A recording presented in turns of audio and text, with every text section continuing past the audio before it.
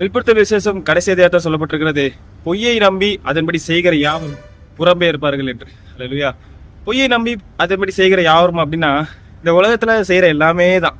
அல்லேலூயா. அதாவது சொல்ல போனா ஒரு சினிமாவா இருக்கலாம். இப்ப யோசிச்சு பாருங்க, 10 வருஷம் முன்னாடி வந்து சினிமா அந்த சும்மா அதை டிவியில ஓடும்போது பாத்தீங்கன்னா நமக்கு தெரியும் இது வந்து அப்போ உண்மை மாதிரி இருந்துச்சு 10 வருஷம் முன்னாடி நம்ம சின்ன குழந்தைங்களா இருக்கும்போது. ஆனா இப்போ அது பொய்ன்னு தெரியுது. அல்லேலூயா. அப்படி அப்படி அங்க நடிச்ச நடிகர்கள்லாம் இப்போ வேற எங்கேயோ போயிருப்பாங்க, வேற ஏதோ பண்ணிட்டு இருப்பாங்க, இல்ல வேற படம் தான் நடிச்சிட்டு இருப்பாங்க. அல்லேலூயா. அவங்க சம்பளத்துக்காக அவங்க போட்டு நடிச்சிட்டு போறாங்க. ஆனா பாக்குறவங்க என்ன பண்றாங்க, அது உண்மைன்னு நினைச்சு அதை போலவே இவங்களும் கற்பனை பண்ணி கொண்டு அதை வாழ்றாங்க. அல்லேலூயா. அதுல என்ன ஆகுதுன்னா மனமேட்டிமை உருவாகுது. இந்த மனமேட்டிமையினால ஜனங்கள் விழுந்து போகிறார்கள், பொய்யை நம்பி வாழ்கிறார்கள். அல்லேலூயா. அன்னைக்கு நான் பைக்ல போயிட்டு இருக்கும்பொழுது லெஃப்ட் சைட்ல ஒரு ரைஸ் மில் வண்டி நின்றுட்டு இருக்கு. ஸோ என்னோட சைட்ல ஸோ ரைட் சைடு ஏறி தான் போகணும்.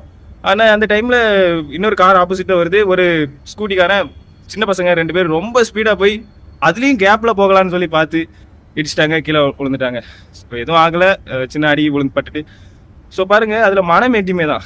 கொஞ்சம் கவனமா பொறுமையா போகலாமே அப்படிங்கிறத விட்டுட்டு ஏதோ சூப்பர் பவர் இருக்கிற மாதிரி, என்கிட்ட எல்லாம் சூப்பர் பவர் இருக்கு, நான் நினைச்சா என்ன வேணா பண்ணலாம் அப்படிங்கிற மாதிரி ஒரு தவறான எண்ணங்களுக்குள்ள கற்பனை கோட்டைக்குள்ள கட்டி வச்சிருக்கிறாங்க. அல்லேலூயா. அது அவர்களை நரகத்துக்கு நேராக இழுத்து கொண்டு போகிறது. அல்லேலூயா. நல்லா தெரிஞ்சுக்கொள்ள, எல்லா வல்லமையும் மகிமையும் அவர் இயேசு கிறிஸ்து ஒருவருக்கு. அல்லேலூயா. நம்ம பிறக்கும் போது நம்ம கிட்ட பலம் இருக்காது, நம்ம இறக்க போகும்போது நம்ம கிட்ட பலம் இருக்காது. நடுவில் கொஞ்ச நாள் தான் அந்த பலம், ஐஸ்வர்யம், கனம் எல்லாம் ஆண்டவர் அவருக்கு கிட்ட இருக்கிற பலத்தை நமக்கு தர்றாரு, அவ்வளவுதான். அல்லேலூயா. அந்த நடுவில் கொஞ்ச காலம் ரொம்ப ஆட்டம் போடுறோம் மனுஷங்க. அது மட்டும் இல்ல, கிறிஸ்தவர்களுக்கே ரோமர் 12ஆம் அதிகாரத்துல அவர் சொல்லுகிறார், நீங்கள் உங்களை குறித்து மேன்மை பாராட்டாதீர்கள் என்று. அல்லேலூயா. அதனால கவனமா இருங்க, மேன்மை பாராட்டாதீங்க. கிறிஸ்துவுக்குள்ள நாம் எல்லாரும் ஒவ்வொரு அவயங்களாக இருக்கிறோமாம். அல்லேலூயா.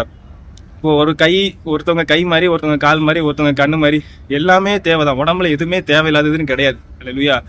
பெரிய மேடையில சுவிசேஷம் சொல்றவங்களா இருக்கலாம், இல்ல ரோட்ல டிராக்ஸ் கொடுக்குறவங்களா இருக்கலாம், இல்ல சின்ன சின்னதா பேசுறவங்களா இருக்கலாம், எப்படி வேணா இருக்கலாம். எங்கனாலும் எல்லாருமே இயேசு கிறிஸ்துவுக்கு தேவைதான். எல்லாருமே உறுப்புகள் தான், எல்லாருமே ஒரே அவயங்கள் தான். அல்லேலூயா.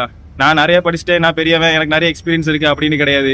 இல்ல கம்மியா கொஞ்சம் இயேசு கிறிஸ்து அறிந்து கொண்டு கொஞ்சமா இயேசு கிறிஸ்துவாக ஊழியம் செய்கிறவங்களும் கம்மின்னு கிடையாது. எல்லாருமே முக்கியமானது தான். பொய்யை நம்பி அதன்படி செய்கிற யாரும் புறம்பே இருப்பார்கள். நம்ம விழுகிறதுக்கு காரணம் மனமேட்டிமை. அது கிறிஸ்தவர்களுக்கும் இருக்கக்கூடாது. அல்லேலூயா. நாம் கிறிஸ்துவுக்குள்ளே ஒரே அவயங்களா இருக்கும். கர்த்தர் தாமே எங்களை ஆசீர்வதிப்பார்.